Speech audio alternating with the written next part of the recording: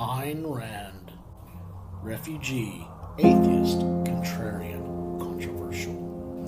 It was her status and experience that influenced her philosophy and basic treatise for her books, having come from what once was, then, the Russian Empire turned Union of Soviet Socialist Republics.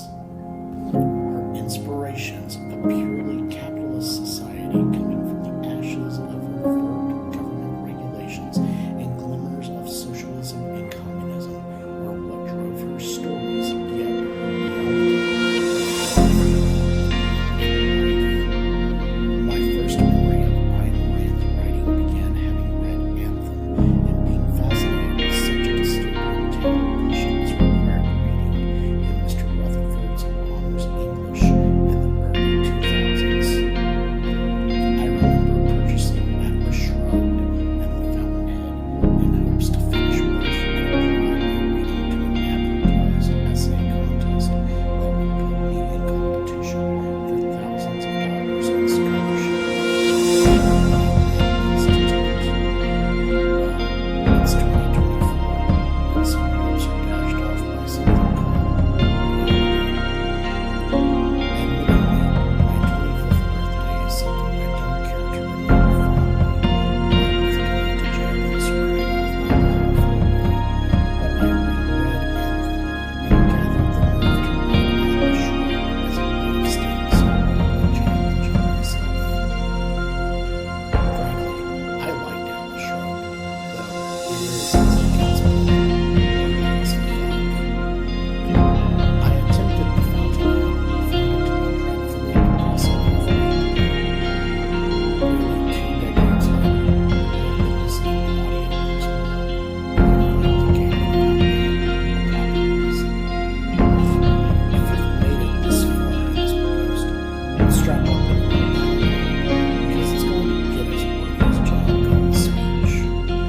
Before I go further, I find Ayn Rand to be a damn good storyteller, but she is like a child with too many Crayolas and not enough supervision when it comes to her writing.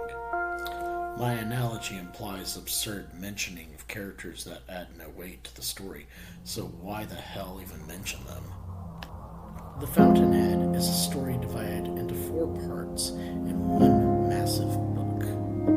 The story revolves around 2 people, Howard Rourke, our protagonist, and Peter Keating, our antagonist.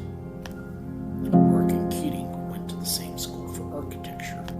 Rourke was expelled because his drawings did not conform to what professors expected of architects. Keating graduated.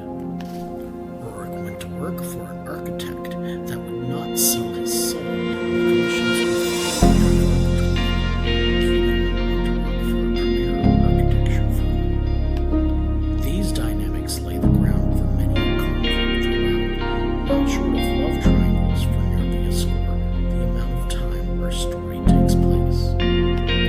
Though it's a story of architecture mixed with Rand's objective view of the conflict between the polar opposites of egotism and selfishness versus altruism and conformity, there is also the classical capitalism versus socialism controversy. In Ellsworth too, a personification of today's Bernie Sanders and Lloyd from The Shining. Frankly, I've not read of such a character I love to loathe the more he the self-righteous indignation when his spouses were proudly proclaiming he is a collector of souls and never passage.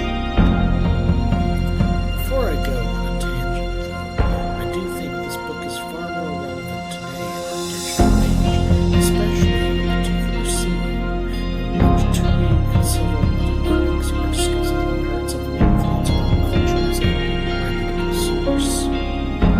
Imagine, if you will, how easy it is to say something is good when it is utter dog shit, the kind that you can't easily scrub off of your shoe. Enter No Skin Off Your Ass, a play by a side character named Ibsen, a play that was renamed but held no relevance other than to stupefy the masses on Broadway the likes of which compare to a majority of poorly executed Hollywood productions of today. Was this book written for people like me? I can't get used to this. Even an esteemed author like side character Lois Cook writes dog-shit books, such as The Gallant Gallstone, but gets a Vince McMahon-style push from no other than Ellsworth Toohey. This book is not for casual readers, though. I have to say, this book is for people who want to think